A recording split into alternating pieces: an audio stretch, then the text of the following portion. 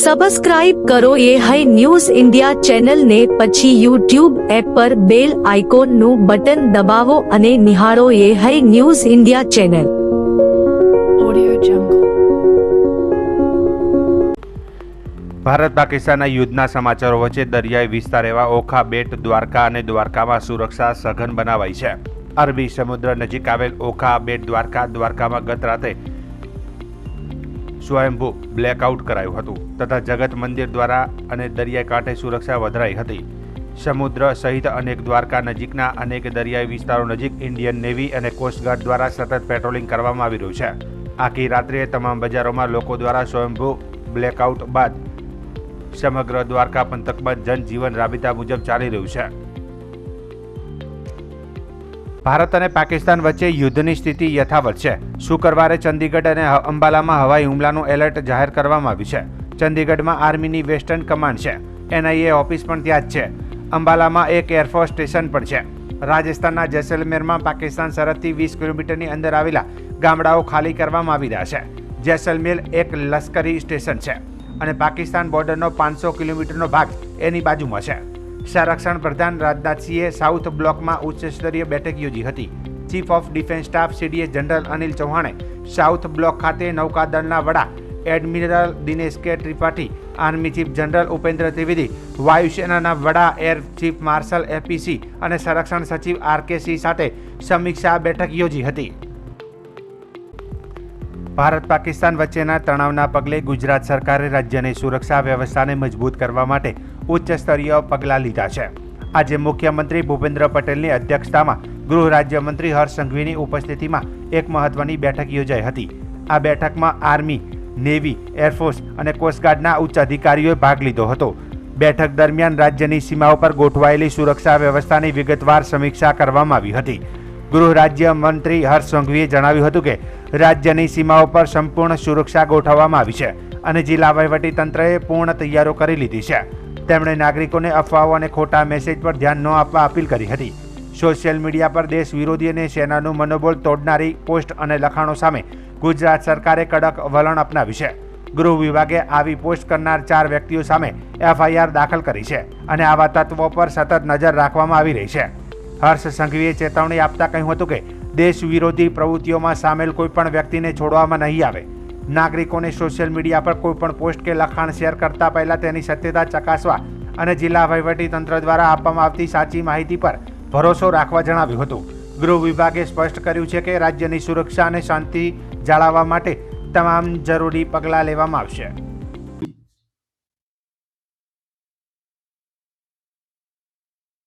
કાલે ગુજરાતના વિવિધ જિલ્લાઓમાં સોશિયલ મીડિયાની પોસ્ટના માધ્યમથી દેશ વિરોધી અને ખાસ કરીને આપણી ફોર્સનું મનોબળ તોડે તેવી પોસ્ટ કરનાર 4 લોકો પર FIR દાખલ કરવામાં આવી છે. આ પ્રકારની કોઈ બી હરકત એ ગુજરાતમાં ચલાવી લેવામાં આવશે નહીં. ગુજરાત પોલીસને સતર્કતા જોડે આ પ્રકારની સોશિયલ મીડિયા પોસ્ટ પર સંપૂર્ણપણે ધ્યાન રાખવા જોડે કોઈ બી આવી પોસ્ટ ધ્યાન પર આવે તો તાત્કાલિક એવા લોકો પર કડકમાં કડક પગલાં ભરવાની સૂચના આપવામાં આવી છે. ભારત પાકિસ્તાન વચ્ચે યુદ્ધની પરિસ્થિતિનું નિર્માણ થયું છે. આ સમયે જામનગર જિલ્લા કલેક્ટર સહિતના ઉચ્ચ અધિકારીઓ દ્વારા ગઈકાલે રાત્રે ડિઝાસ્ટર કંટ્રોલ રૂમ ખાતે આખી રાત જાગી સમગ્ર પરિસ્થિતિ પર બાજ નજર રાખવામાં આવી હતી અને સમગ્ર વહીવટી તંત્ર એલર્ટ મોડમાં છે. જામનગર જિલ્લો દરિયાઈ સરહદથી પાકિસ્તાનથી ખૂબ જ નજીક હોય તેવા સમયે યુદ્ધની પરિસ્થિતિને ધ્યાનમાં રાખીને તંત્ર દ્વારા તમામ બાબતો પર બાજ નજર રાખવામાં આવી રહી છે. જામનગર નજીક સચાણા ખાતે માછીમારોનું ચેકિંગ કરવું અને દરિયામાં રહેલા માછીમારોને પરત બોલાવવા સહિતની કામગીરી હાથ ધરવામાં આવી છે. જામનગરના બંદરો પર બોટોનું ચેકિંગ અને દરિયાકાંઠા વિસ્તારમાં પેટ્રોલિંગ સઘન કરવામાં આવ્યું છે. આ ઉપરાંત જામનગર શહેરમાં રેલવે સ્ટેશન ખાતે આવતી ટ્રેનોનું પણ સઘન ચેકિંગ કરવા સાથે મુસાફરોને તેના માલ સામાનનું પણ ચેકિંગ કરવામાં આવી રહ્યું છે અને સેનાને 3 પાંખો આર્મી, નેવી અને એરફોર્સ જામનગરમાં આવેલી હોય ત્યારે વહીવટી તંત્ર અને સેના ભારત પાકિસ્તાન યુદ્ધની પરિસ્થિતિને લઈને સતર્ક બની છે. બનાસકાંઠા જિલ્લાના થરાદમાં એક CNG પેટ્રોલિયમ પંપ ખાતે આજે શુક્રવારે એક કાર ગેસ પુરાવવા માટે જઈ રહી હતી અને CNG ભરાવ્યા બાદ કારમાં શોર્ટ સર્કિટના કારણે જે સીએનજી પેટ્રોલ પંપના કમ્પાઉન્ડમાં આગ ભભૂકી ઉઠી હતી. આગ લાગવાનું કારણ પ્રાથમિક તારણ કારમાં શોર્ટ સર્કિટના કારણે આગ લાગી હોવાનું માનવામાં આવે છે. જોકે ધડાકા સાથે કારમાં આગ લાગતાની સાથે લોકોમાં ભાગદોડ મચી ગઈ હતી. જોકે આગ લાગી હોવાની જાણ થરાદ નગરપાલિકાના ફાયર ફાઇટરને કરાતા ફાયર ફાઇટરની ટીમ ઘટના સ્થળે દોડી આવી હતી અને પાણીનો મારો ચલાવી ભારે જહેમત બાદ આગને કાબૂમાં લીધી હતી.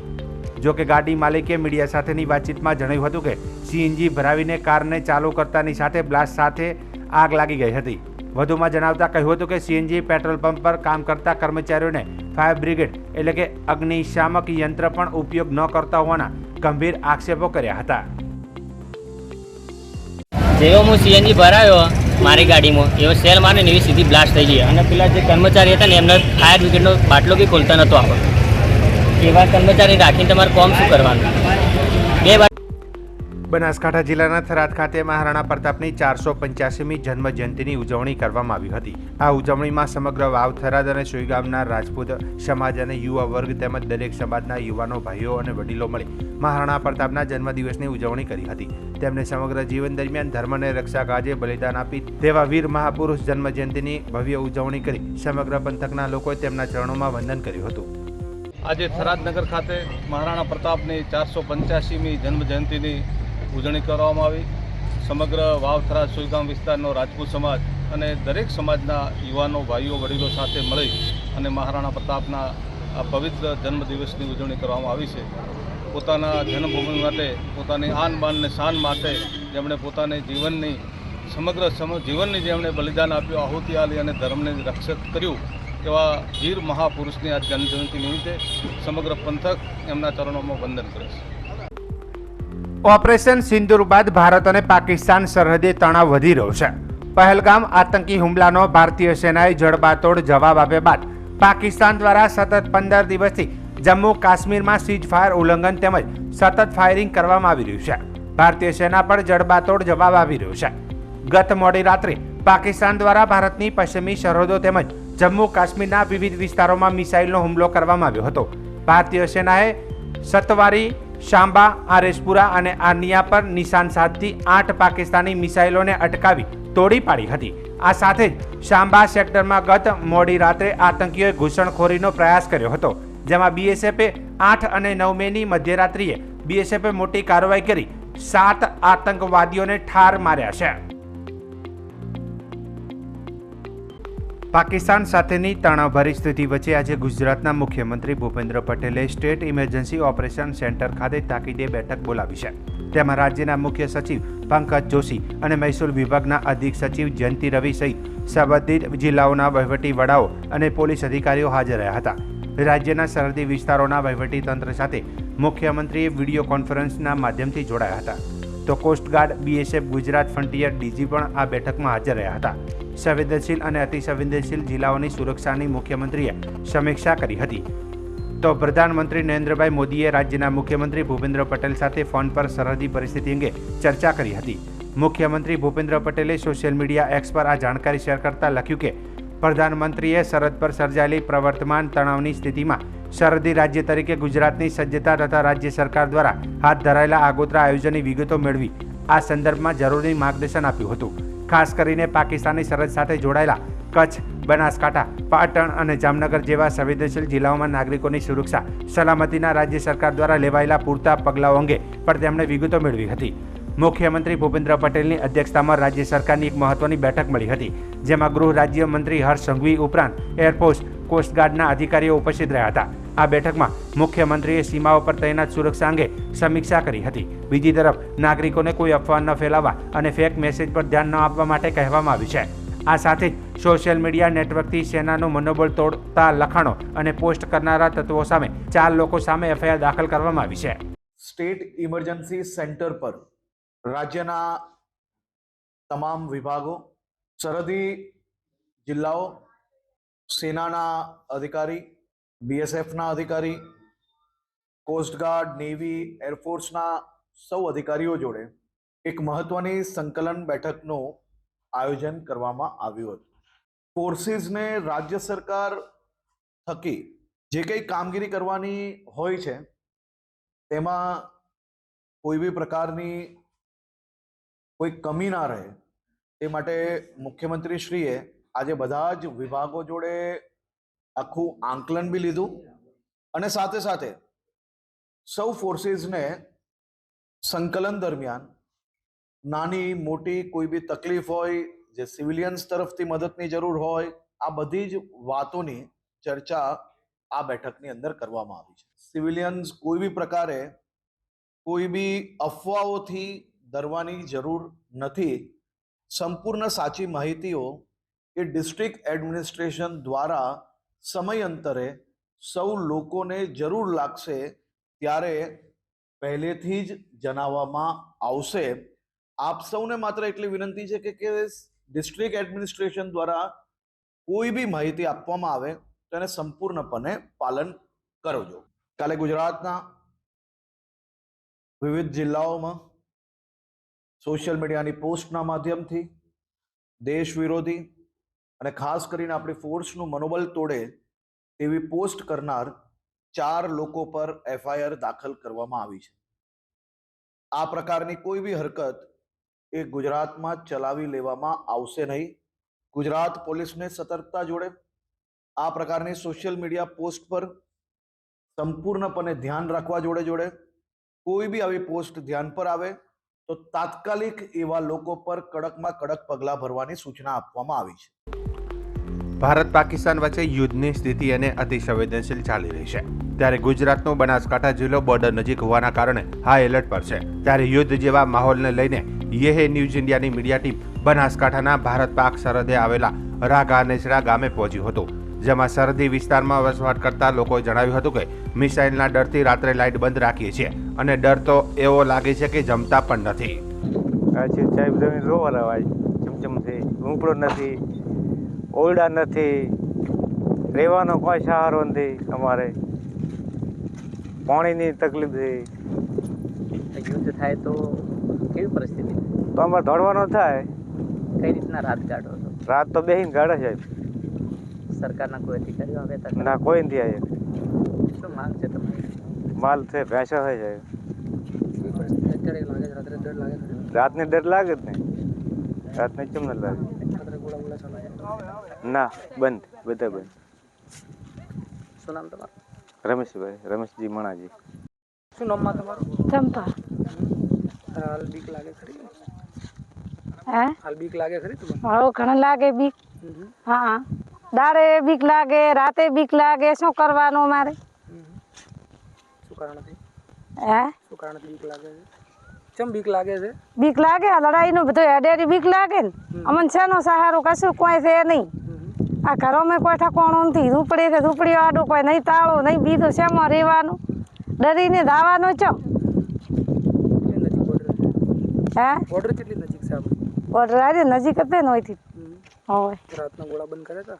હે? રાતના ગોળા બંધ કરવા પડી છે. હવે રાતે લાઇટ બંધ કરવી પડે. કેમ? તો ડર લાગે લાઇટ બંધ જ કરો ને. હાલ કોઈ સરકાર પાસે માંગ છે તમારી? માંગ ઘણા છે સરકાર પાસે. માનો રહેવાનો નહીં, પોણી નહીં, કશું કોઈ સારું આ ગામમાં નથી. આપ તમે જોવો પેલો ફરીને અત્યારે માલ છે તડકામાં બળે, અમે મનખો તડકામાં બળો વેચાવ ઊભો રહ્યો અત્યારે બળો રહ્યા. બધી વાતનો મારો તકલીફ છે.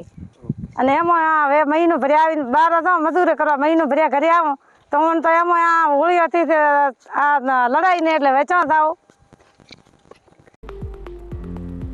ભારત પાકિસ્તાન સરહદે આવેલા બનાસકાંઠા જિલ્લામાં વધતા તણાવને ધ્યાને લઈ વહીવટી તંત્ર સંપૂર્ણ એલર્ટ મોડમાં આવી ગયું છે.